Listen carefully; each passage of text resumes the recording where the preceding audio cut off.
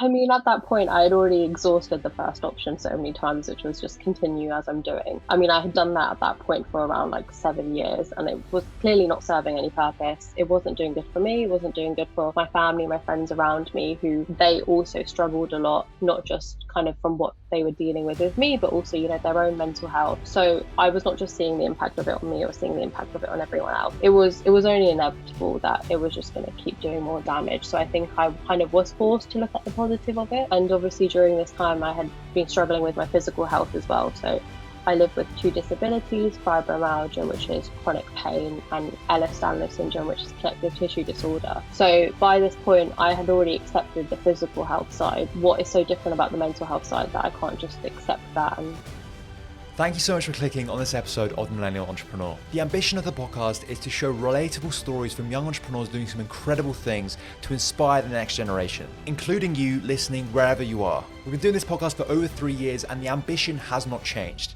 The only thing that has changed is the scale of where we want to go. We want to bring on bigger guests for you guys to show more and more relatable and inspiring stories from young entrepreneurs across the world. The majority of you guys listening haven't subscribed to the podcast yet.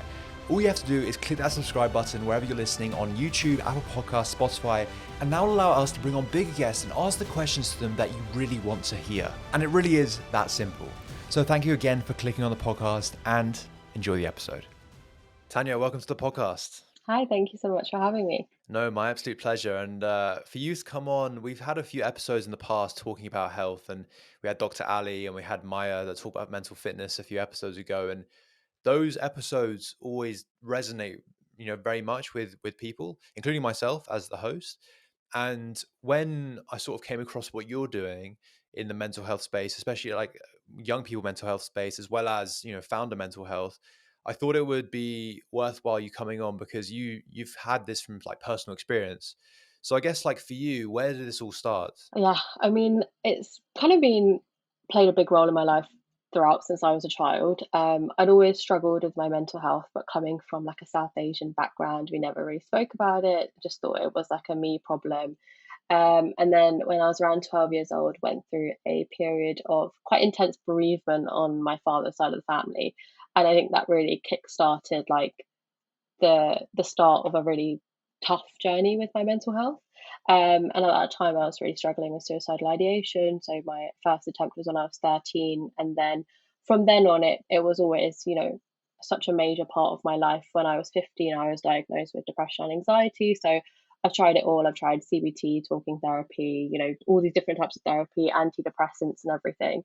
So I went through kind of education with that at the forefront. And then when I was in university, I started to struggle a lot again. And that's also when lockdown hit. So yeah, it kind of just was like the cherry on top of the cake, which was like, oh God, this is getting a lot worse. And even like today, it's still such a big part of my life. And that kind of just kick-started this journey, which I think I quite accidentally fell into of, the mental health space and doing all the work that I do now. So I guess that, yeah, this whole thing, like you setting up a community and you setting up all these different initiatives, they all came from this personal story. Yeah, that's right. But it's something that you like were dealing with for like a long period of time, right? So Yeah. it wasn't just like a phase. So I guess how would you be dealing with it when you were younger? I mean, when I was younger, I mean, I was told I was just like sensitive and I just cried a lot. So I just genuinely thought I was sensitive and I cried a lot. And then going through the years, I think even once I got diagnosed with anxiety, depression, like when you're 15 years old, you don't really know anything about it. I think, one of the biggest problems is that in mainstream education, you don't learn anything about mental health. So you're just kind of thrown into you hit rock bottom and you're just like, okay, what do I do? I mean, at that time, you kind of have two options. You go to social media and you see whatever's out there, which, is not always the best. Or you go to Google and you start doing these searches and you're overwhelmed with a load of information, which is exactly what I did. So, I obviously tried the medical routes that my doctor suggested, such as therapy and antidepressants. And then I tried all of the self-help stuff that I could find online. But it's so generic, it's so overwhelming. And, as a young person, it doesn't always resonate with you. So I think it's just like a lot of it was just trial and error, figuring out what things kind of helped and what things didn't help. And, the reality of it is that sometimes you're in such a bad place where none of the self-help stuff is actually enough to help you. How bad did it get? I mean, I attempted on my life multiple times, and that's something that I'm quite open about because I think a lot of people see mental health as, they kind of box it into what they see in media. So they box it into what they see as anxiety being or what they see as depression being. And anxiety and depression are only a few of the vast spectrum of kind of mental health experiences that people have. So yeah, I mean, it got really, really bad. It got to that point. And I mean, when I was in my second year of uni, so I was like 19, and that was when I had to sit down with myself and think, okay, I kind of have two options here. The first option is that I continue going as I'm going, continue attempting, and just live the way I'm living, or I try and just accept this and try and make something positive out of it because I can't be the only one. I know I'm not the only one, so I need to do something about it. And I think that was a kind of turning point for me in this entire journey to make something positive out of it. Those two options that you talked about, they're two very different options, right? And I guess like one, I guess like how did you pick between the two? Because like how did you sort of like lean over to the more like positive side? I mean, at that point, I had already exhausted the first option so many times, which was just continue as I'm doing. I mean, I had done that at that point for around like 7 years, and it was clearly not serving any purpose. It wasn't doing good for me. It wasn't doing good for, my family, my friends around me who, you know, they also struggled a lot, not just kind of from what they were dealing with me, but also, their own mental health. Um, so I was not just seeing the impact of it on me, I was seeing the impact of it on everyone else. And it was only inevitable that it was just going to keep doing more damage. So I think I kind of was forced to look at the positive of it. And obviously during this time, I had been struggling with my physical health as well. So I live with two disabilities: fibromyalgia, which is chronic pain, and Ehlers-Danlos syndrome, which is a connective tissue disorder. So by this point, I had already accepted the physical health side. So I was like, what is so different about the mental health side that I can't just accept that? And because at that point of time, I had written a blog around my physical health condition. So why was there no more stigma as much as there was around, why was I okay accepting and talking about the physical side but not the mental side? So you made the active decision to go down that road, Hmm. and we'll talk about that in a bit. But I really want to focus on, because you mentioned the South Asian background a couple of times. I guess like how much does that play into the mental health side? Like how are they related in your story? Yeah, I mean, I feel like my background was just, a catalyst for a lot of the things that took place, on that journey. I think had I not had the cultural and religious barriers that I had, perhaps I would have gone to the doctor earlier. I mean, I only went to the doctor when I was 15 years old. Had I gone to the doctor when I was, 12, 13, 14, perhaps I would have had earlier intervention. And I mean, that stems from the fact that we don't talk about mental health. Mental health is almost non existent in our kind of in the community that I'm from.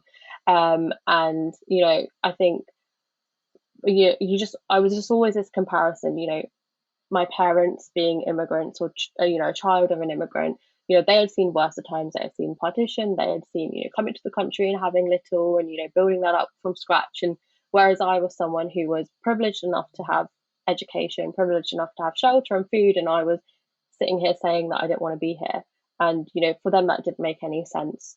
And then I think one thing I also struggled with was religion, and that's still something that I'm grappling with. What is my relationship with my faith? Because at the time I was constantly told that just be more religious, pray a couple of more times a day, or they took me to see the priest, and the priest would look at my birth chart and come up with all these conclusions and solutions. So for me it was just, I wasn't being heard in my immediate circle. And that all came down to the fact that it was shameful to have something wrong with you, especially at such a young age. It must have been someone's fault, or I must have done something.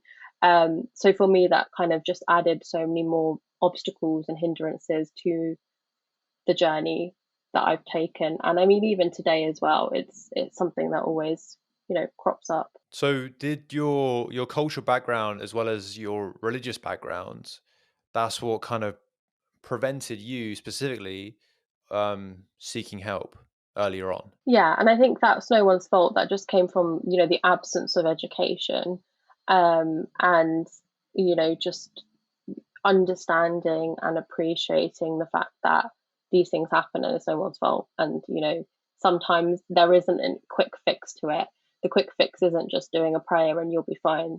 It's actually a long journey, and it's a journey which many of us have to continue on for the rest of our lives. So I guess like when it came to, yeah, going back to the earlier point in discussion, you had two sort of paths to go down. One was continuing attempting, in your words, and the second one was trying to make a positive out of it to inspire other people who are on a similar path to you. And I guess when you made that active decision to go down the second road and the more positive one, I guess like how do you do that? Like what did you would you like actively undertake to do that? I mean, that is exactly what I thought. I was like, great, I'm going to do this, but where do you even start from?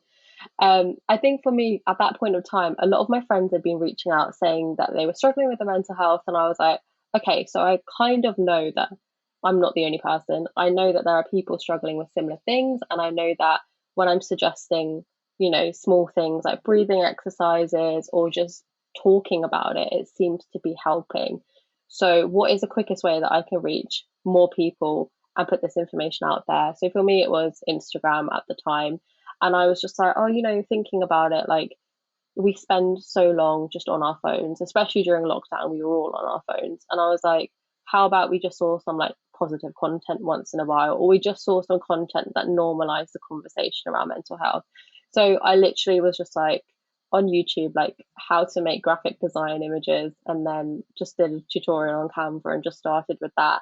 Had no idea where it was going to lead to, but it was just like the first step. And then, when you post, you see maybe one person comment on it or one person like it, one person message you, and that kind of just like snowballed into continuing that momentum and realizing that, people were interested and people wanted to get involved. So it started out with you starting an Instagram page with the whole purpose of sort of spreading awareness and also helping people when it comes to the with those posts.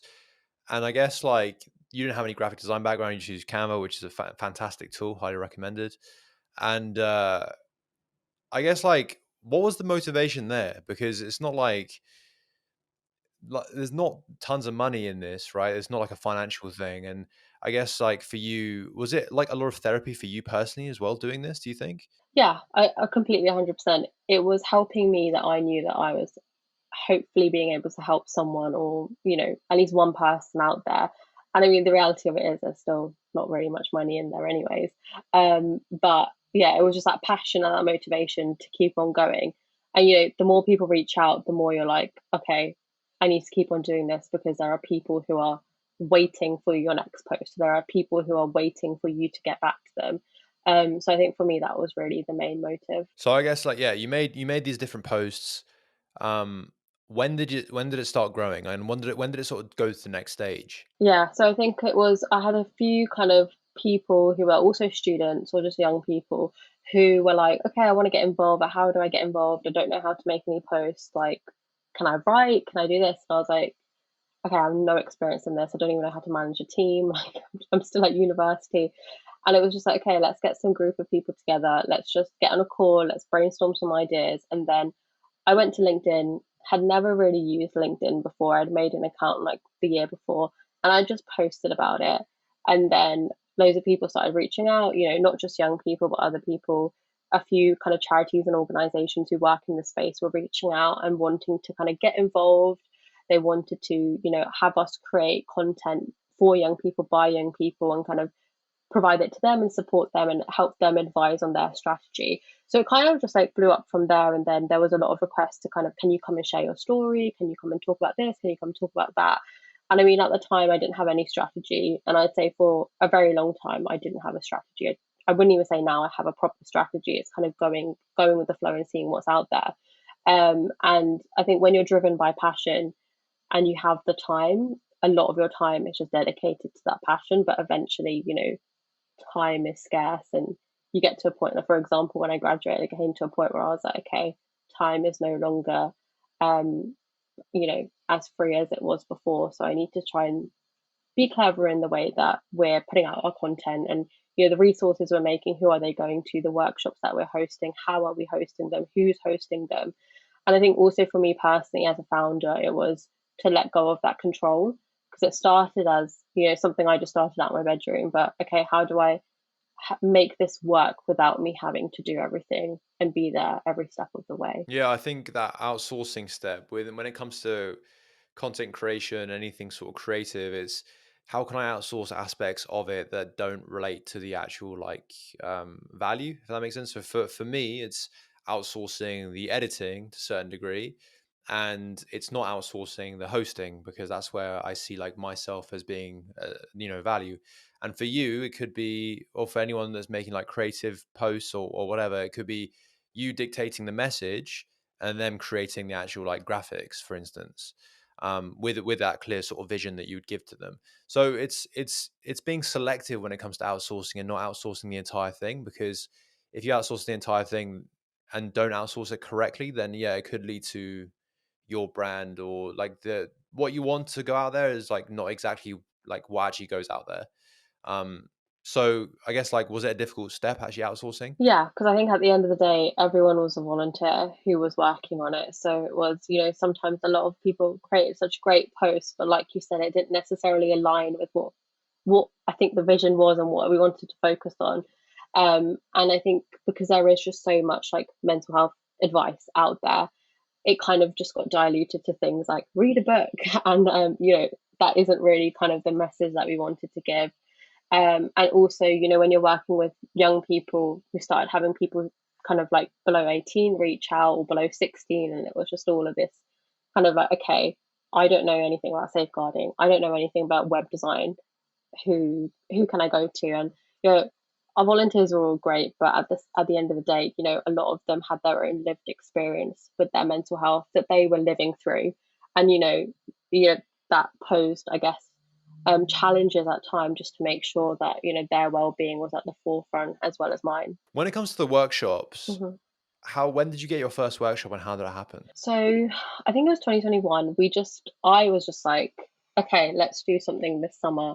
And we all sat down as a team and we were like, let's do like 10 weeks of workshops. They're just going to be free and open, available to anyone.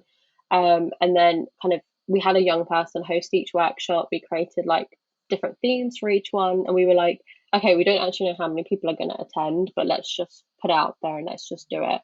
And then we had the 10 weeks. Over the 10 weeks, we had 150 young people and parents and carers join those workshops, and had lots of feedback about how helpful it was, and how much people want to have a space where they can come to weekly or bi-weekly or monthly, where they can kind of explore these topics, because this isn't something you get at school, this isn't something you get at university.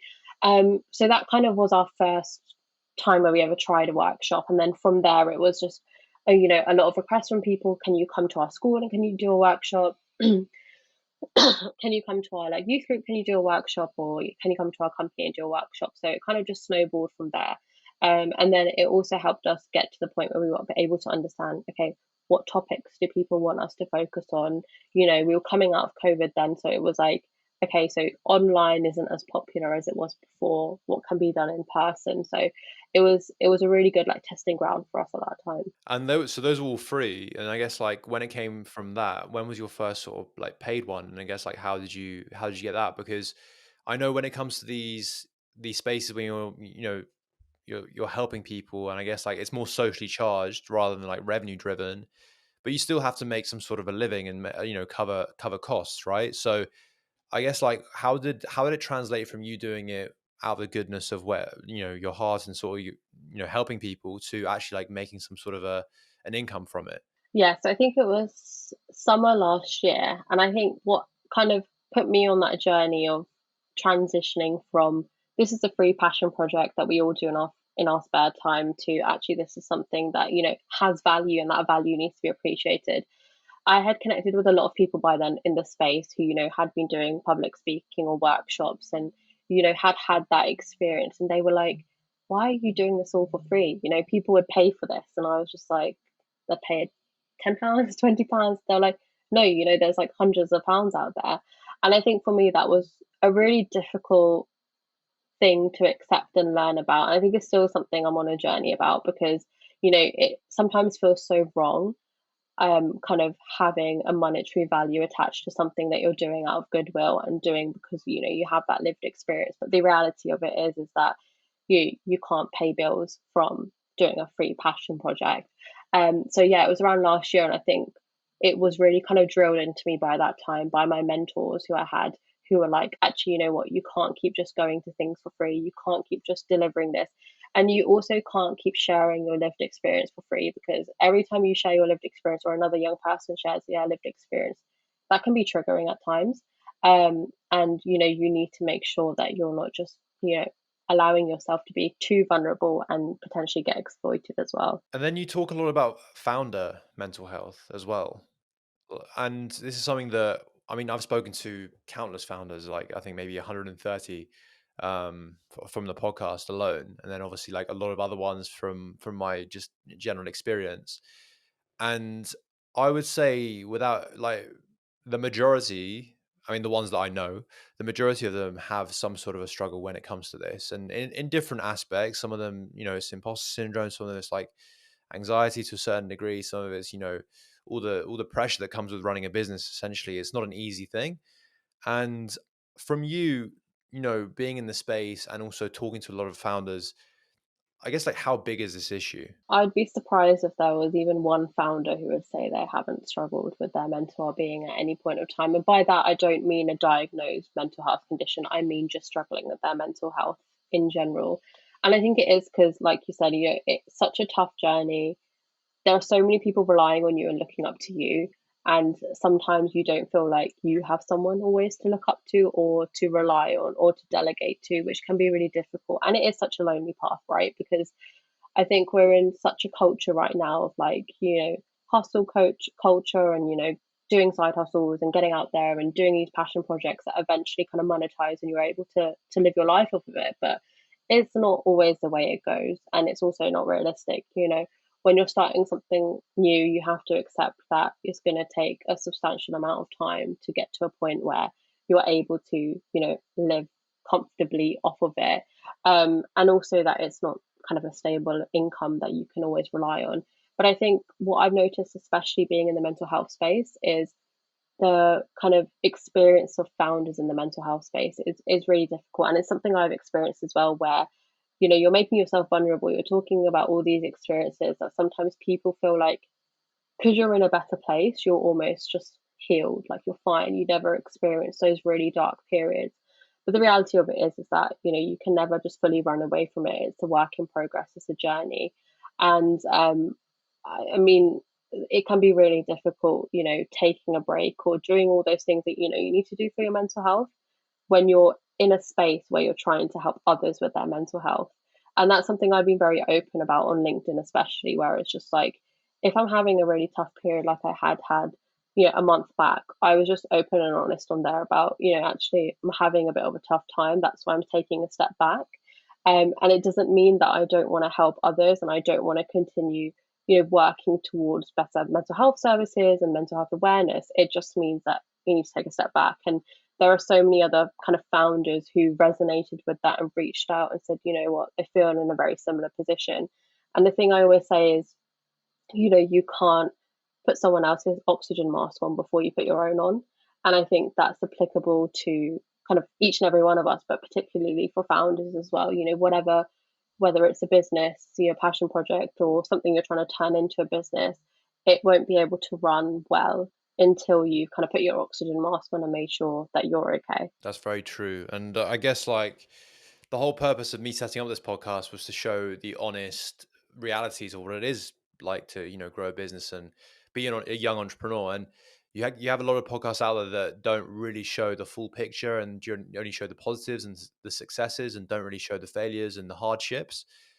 And that leads to a lot of toxic information, especially for young people when it comes to starting a business, and it either not growing as fast or them struggling with mental health when they thought that wouldn't be an issue, and all these different things. And I think having people like yourself, Tanya, on the podcast, and I've had credit to a lot of my guests, they've opened up about this. um it's a real issue, but I think it does come part of the role, unfortunately, um to have to sort of like battle with these things. But it's good to know that it is fairly common. Like, you're not suffering alone, and that's the good thing that I've kind of experienced from this, is that everyone is very much in the same boat here. So from what you just said, I think that's a wonderful message to end the podcast on. So Tanya, thank you so much for coming on the podcast.